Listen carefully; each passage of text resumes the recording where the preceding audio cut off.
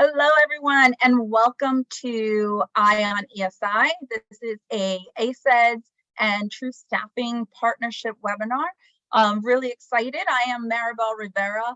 I am Vice President of Strategy and Community at ACEDS. I'm joined today by Mike Quartararo and Jared Coseglia. Jared is the CEO and founder of True Staffing Partners, and Mike Quartararo is not only our president of ACEDS, but also an author of what is electronic project management in electronic discovery. We need to shorten that for me. PMED. I call it PMED. PMED. Okay, perfect. As always, we are here. We've moved this from a quarterly basis to a monthly basis, just because of all the interest we've had. Just people reaching out, asking for updates on a much more regular basis. If you missed our session last month, we're just going to cover some things pretty quickly. So we'll start off. Hey, Jared, I'm just going to click through, and if you want to kick it off for us. Absolutely. So not much has changed in the last 3 weeks since we last all saw each other. Hello, everyone. Welcome back, and thanks for joining us. The one thing that we've seen tick up a little bit on the speed of hire chart is, as you can see here, the vendors, it's taking a little bit longer for them to pull the trigger on jobs, about 25 to 30 days. That's up from 20 to 30 days. More or less, the law firms are staying in about that same 60 to 90 day bracket to actually hire most professionals. We are seeing some of our customers go as high as 120 days. That largely means that they made offers that have been rejected, and likely that candidate took an offer somewhere else. And so they're reigniting that search again, which is why those searches tend to be really long. But other than that, contract staffing is staying about the same tick. We actually predict that'll increase in speed as we head into the first quarter of next year, but nothing too aggressively different here. Okay. So quick question before we move on to some other things, right? Just looking at that, and as we go into, this morning, some people probably have seen that Meta laid off thousands of employees, and we are to budget. Yeah, budget season is here. Holiday season is here. What do you predict going into the end of the year? Well, we're going to get into a lot of those predictions as we go through this quick half hour today, but I think we can anticipate that there's probably likely to be more layoffs coming, definitely out of big tech, but probably in some other corporate sectors as well. Whether or not that will really impact the e-discovery community remains to be seen. I think largely law firms are behind the curve in their hiring and have been losing the battle on hiring because they've been making people come back into an office. And as a result, they really can't afford not to hire these people. So most of our law firm customers are full tilt boogie, hiring as aggressively as they were 30 days ago, if not 60 days ago. The vendors are being a little more calculated. But again, the thing about law firm and vendor hiring that's different than corporate hiring in our industry is that generally those are billable professionals. And so if a company has a need that can take an employee and bill them back to a customer, chances are that need is real. I think you can feel very secure in those jobs. I know there are a lot of e-discovery professionals who are very actively looking that are starting to articulate risk and concern about, hey, will I be first in, first out? I don't really believe in the first in, first out when it comes to billable positions. It does happen sometimes. I don't want to say it's impossible, but I think that those positions are just as stable as the ones you're in now, particularly if you feel the ones you're in now might be at risk. So do you see a little bit of that speed to hire then slowing down even more, just slightly, if at all? I think it'll slow down a little bit more, but not much. And actually, I think the speed for law firms should increase in the next 90 days because more candidates, I think, are going to become available to them as a result of potential layoffs, and thus helping them fill the jobs faster because candidates may be willing to compromise some of the things they're not willing to compromise if they're out of work. Excellent.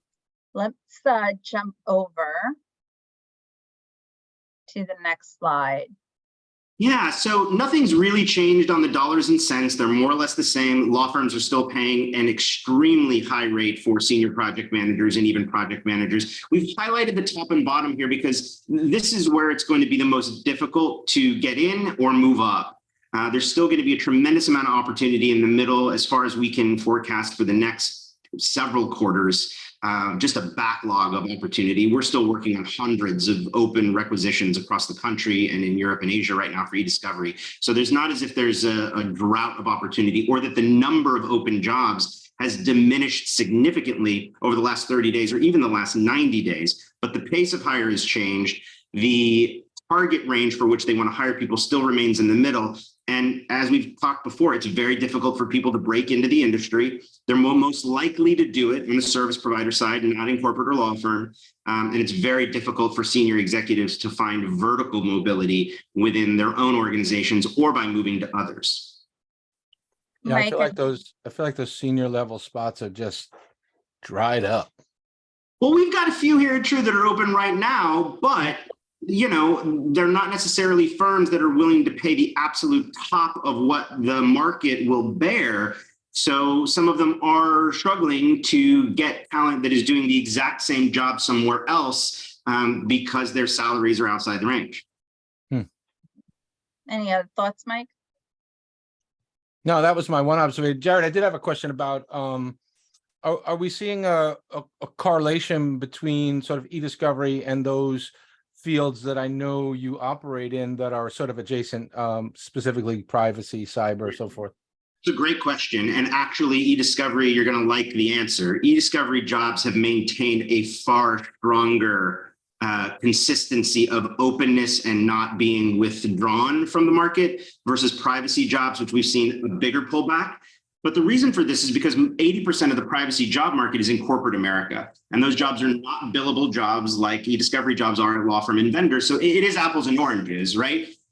We will see a pullback now on corporate as they get to the end of the fourth quarter, but we anticipate headcount approvals are going to go through the roof in privacy in January and February of next year. And so you'll see a huge surge in opportunity and privacy probably in the middle of the first quarter. Cybersecurity, is an interesting beast because there's such a big gap in talent. I mean, we're talking about millions of people that we need that don't exist, that the competitive nature of the business just seems to perpetuate itself. They kind of have the same problem that e-discovery has, which is very difficult to find new entrees into the business. And most of the privacy work is really moving towards, at least in the hiring marketplace, the more advisory style work, the more proactive style work, and less reactive. So that's where we anticipate you'll see jobs in cybersecurity. Let's move on. So this is the vendors' salaries here. The numbers haven't changed that much, but what we are seeing is a slight uptick in what we'll call the less expensive roles. The more entry-level roles, the more junior-level roles. Why?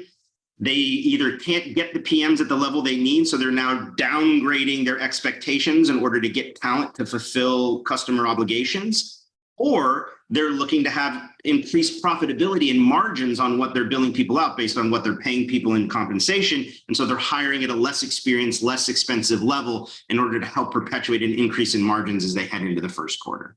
So we are seeing a slight uptick to get these people from others. They are not people with no experience. They are still experienced professionals, just less experienced than what we've seen the uptick in PM and senior PM pricing over the last 30 days. Mike, any thoughts? Interesting. Awesome. So let's talk about workforce evolution. And there's a lot on here. So let's dig into this a little bit.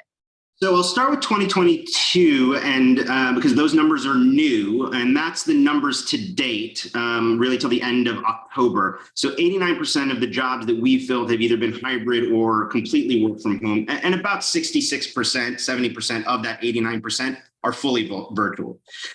So there's significantly less percentage that are hybrid. Also, the contract staffing you can see is starting to tick up again. And the reason it's ticking up again is because we're headed towards recession. Full-time headcount will be diminished.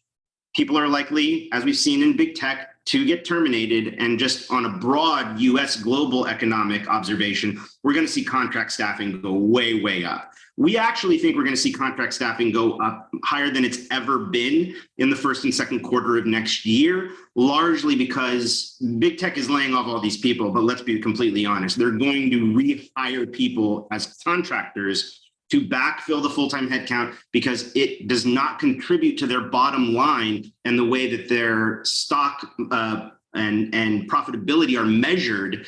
And so that's how they're going to solve the problem when they really need people, particularly in privacy, security, and compliance. We expect also that vendors are going to aggressively use contractors to hedge their bets on committing to full-time hires in order to plug in experienced talent into billable positions. Law firms less so, but also will do that, particularly if they struggle to fill their full-time headcount and more people become available for contract, which is already happening. But also I'll add to all this, the lifestyle contractor in e-discovery is a much larger talent pool than it's ever been, particularly exacerbated by the pandemic, where people left full-time employment, started contracting, and never stopped because it worked out really well for them for a variety of different reasons, financially, flexibility, variety, all the things that are enticing people to that lifestyle. And I think we anticipate that our customers are going to pull from those people aggressively, particularly in the first quarter. Yeah.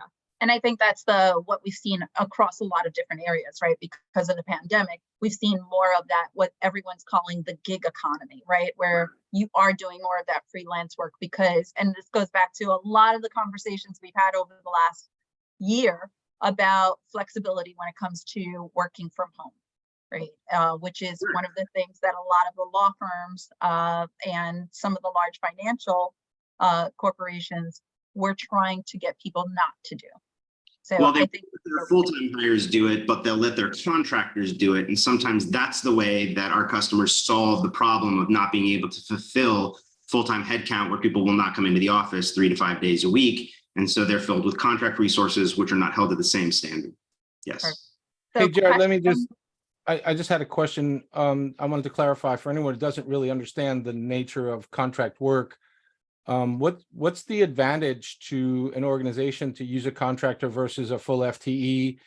And then converse to that, what's the advantage to an employee to be a contractor as opposed to full-time, or disadvantage, frankly? Yeah. So for our customers, the advantage is you have the ability to flip a switch and bring somebody on instantaneously who could have an instant impact, who has a skill set that is potentially niche in expertise that plugs right into a specific customer problem or institutional problem, and immediately augment your staff without having to do much training, ramping, or grooming to get them on board. Also, it allows you to potentially get rid of that person very easily, right? If something doesn't work out, if it's not a good fit, often full-time hires, particularly at law firms and corporations, are very difficult to terminate. And there's lots of bureaucracy and red tape that goes into permissions to terminate employees, whereas with contractors, there is not. It is a flip of a switch, and the organization who is employing the contractor takes on all liability and explanation for termination. And so that can be a real advantage to customers who want to sample talent or want to experiment with bringing people on that may be very different to their culture or very different to the skill sets they have on staff. And they want to see if they'll actually move the needle for the organization in a unique way. Or another advantage is up-leveling your existing staff. Hey, my staff doesn't have revealed brain space expertise. We just bought all these licenses for it. Can you bring me a contractor, Jared, who over the next 3 to 6 months can level up my whole staff, give them training expertise in the software, help them evangelize it and sell it to our customers to help increase utilization. But then I don't need that person on my payroll for the next 365 days, 4 years from now. I need them to make this impact and then get off my payroll so that I don't have that expense and allow my existing employees to rise. We're doing a lot of that work. That example is an example we use a lot, but there are other examples of impact opportunity where people are leveling up the existing staff. Also, if you can't predict how long a case is going to last, and you don't know if you can really make a business case to your stakeholders that, yeah, if I hire this person at $150,000 to $200,000 a year, I can ensure there's going to be 2,000 to 2,500 billable hours for them over the next 12 months. Thus, they will be profitable, and we can keep them on board, and we can invest in them as a full-time employee to take them to the next levels as an institutional resource. A lot of people have a really tough time making that argument based on their pipeline. So this is a very short-term fix to increase billable hours and sample marketplace talent that is available either contract or contract to hire, as just a few examples of why it would be good to customers, right? I think one of the misconceptions is that, contract work is not as good, right, as permanent work. But I think that's changing, right? I know a lot of people who go from gig to gig, and that's fine if it works for them. There's a whole host of reasons why you would do that. And I think something else has changed too, and I think True has been at the forefront of this, if I'm not mistaken, and that is benefits. Do all contractors everywhere get benefits? Definitely not. Definitely not. It's a big differentiation for us. We offer benefits to all of our employees after 90 days. We also offer a 4% up to 4% match of a 401k, which we allow to vest 100% after a year. Most organizations, you've got to wait 4 years for your equity to vest. Here, you get it right away. That's part of our incentive to attract people and give them some comfort in, again, investing in themselves, because being a contractor is investing in yourself, right? To answer your previous question, Mike, why would somebody want to do this? Well, one of the number one reasons why people quit their job is because they're bored. So this helps that. You get to move from opportunity to opportunity, from person to person, from team to team, get a lot of variety that often accelerates your growth in terms of knowledge, in terms of experience, in terms of exposure, different people, different processes, different technologies. Sometimes that's difficult to get in one singular position. Also, most of our contractors are working 9 to 10 months out of the year and making more than they would ever make in a full-time position working 12 months out of the year. So there is some financial incentive for it, at least if you're working here at True Staffing Partners. Also, there's a great question in the chat that Maribel, I don't know if you want to throw it out there. Yeah, I've been trying to throw it in, sorry. Well, the contractors, I think this goes back to what you were saying earlier before Mike asked his last question is, will the contractor go into the full-time hire? Are we predicting that? So would they be hired full-time, or might companies get used to be using even more contractors in 2023 and beyond? And before you answer that, I also want to say, to Mike's point, I think as we start to see the millennials and the Gen Z, right, who are coming up in the industry, they like this gig economy. That's something that goes back to the way they like to work, and the creativity, right, and not getting bored with a position. I think we'll start to see, and I think it's like 56% are Gen Zs coming into the workforce. We'll start to see that change even more. Well, the Gen Zs aren't afraid of the risk, right? They don't see risk. They see it as opportunity. So that is great. If we can get more Gen Zers trained in e-discovery and give them, enough experience to be dangerous, yeah, I think they'll have rapid growth opportunity as contractors, and probably find a way to level up a lot faster than some of their predecessors did, based on what's available in the marketplace to contract, 100%. To the first question about contract to hire, if 2021 is any indicator, I would say about 1 out of every 2 contract employees was given the opportunity to convert into a full-time hire. In 2020, it was probably more like 1 out of 3. Yeah. Because we were still picking up all the people that were out of work from the pandemic. Right? There was 14% unemployment. So there's a huge pool of people that were available, and a lot of customers were uncertain about what their pipelines would look like in the fourth quarter of 2020. And so as we headed into 2021, there was a lot of converting happening specifically in the second and third quarter of 2021. Now, if you look at 2022, it's more like 1 in 3. But the reason for that is because there was so much full-time hiring going on in 2022. And we're seeing that now start to decline as we start to see contract opportunities start to tick up, because companies are either debt leveraged or risk adverse or losing headcount. So there is a constant ebb and flow. And that's what this blue line is, just to draw attention to this graph. That blue line is to show everybody what we call the pendulum swing. And that pendulum swing is representative of contract hiring, right? So if you look at 2015, it took all the way till 2020 before we saw this spike again, where more than half of the market were contract opportunities. Then the pandemic hit, and then we saw it go way down again, and it's going to go way back up. The frequency of that pendulum swing from 20 to 23 is about the same as the frequency of the pendulum swing from like 2012 to 2020.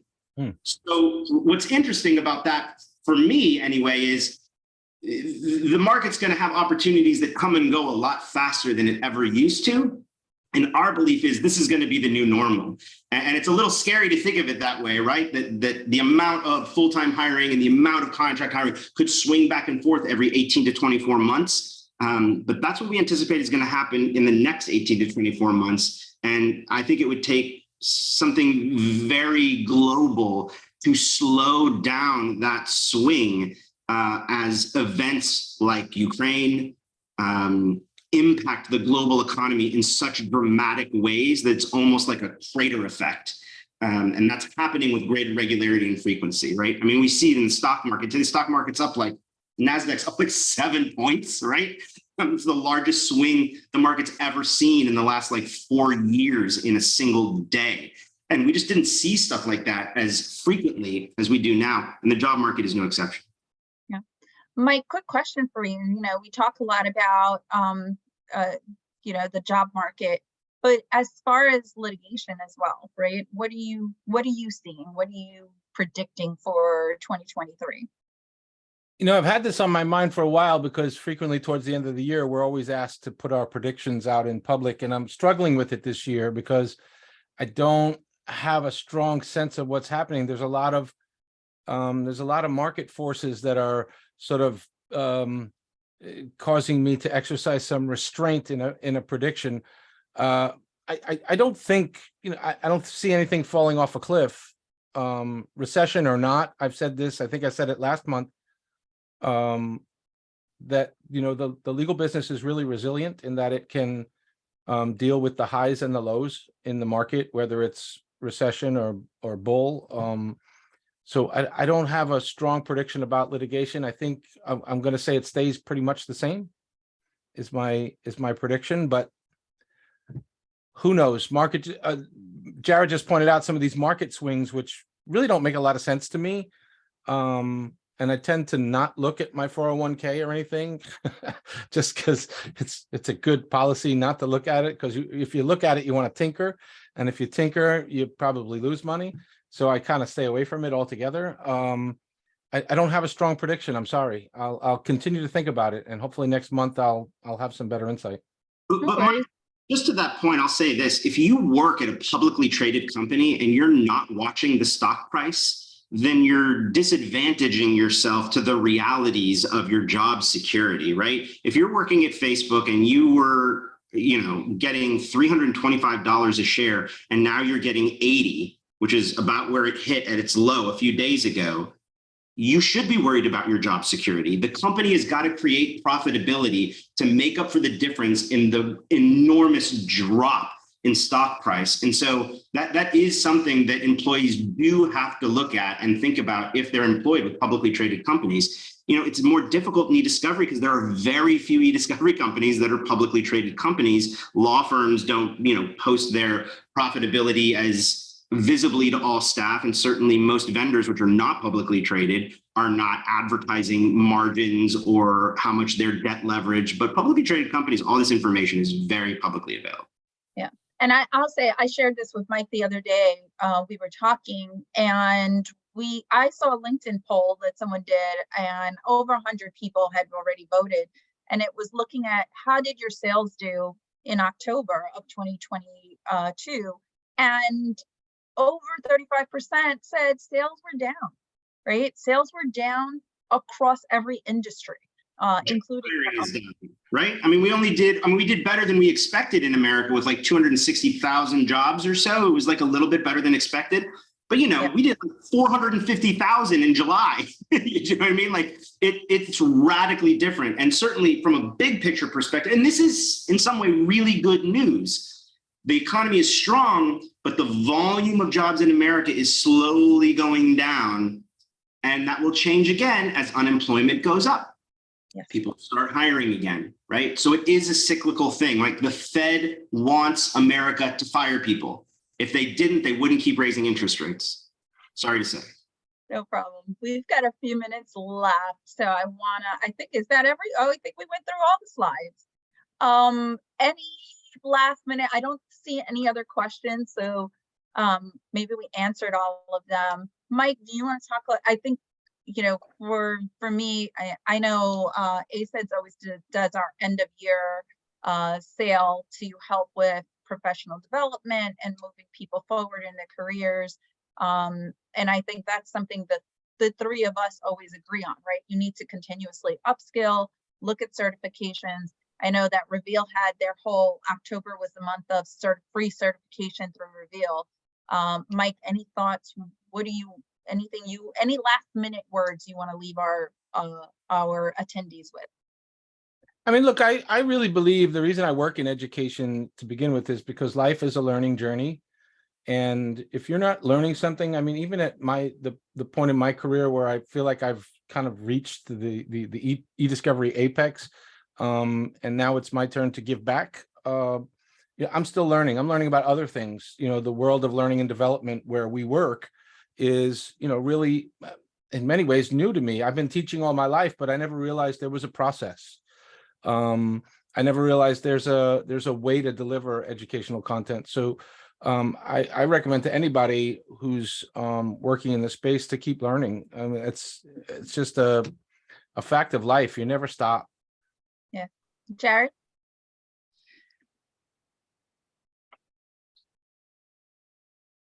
Let's look at this recession, because we are going to have a little recession. Look, it could last a couple of months, right? It could be that short.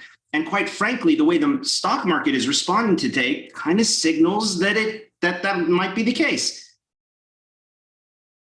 If you're feeling like your current position is insecure, you should be aggressively looking for a job now, because it will be harder to leverage your position in the marketplace in another 30 and another 60 days. The market is still very hot right now, and e-discovery jobs that are hiring right now are not high risk opportunities because they're all billable positions. So if you're afraid of where you're at, don't be afraid of where you might be able to go. And on the flip side, I would say that we are probably likely to see some leveling off in the middle of the first quarter with what we'll call salary inflation, right? And we're already seeing it because the dynamics of the numbers we're reporting to you guys are changing less dramatically from month to month, not more dramatically from month to month. So again, there is a small window of opportunity between now and Christmas to get yourself out there if you're thinking about making a move to fully leverage your earning potential. That may be a little bit more difficult in the first quarter. Awesome. And I'll say, just to leave us off, definitely reach out to Jared and his team. They're in the chat. I know that they've placed some info there. Connect with them on LinkedIn. We also have a job newsletter that we do with Jared. We also have our career center that Jared has some job postings on. So please go in if you're looking for a job, or reach out to them just for career advice. But you can also connect with us. We've got awesome ACEDS chapters. So please connect with me if you want to get more involved in a chapter and meet some new individuals. And also we have our Cyber Monday sale. So we'll have a pre-sale going on for anyone who's interested in certification or e-discovery executive certificate or e-discovery technology certificate. So feel free to reach out to me with more info on that. We will see you next month. And we will then, I think until then, we'll say for those of you who are in the US, happy Thanksgiving, and can't wait to see you all next month.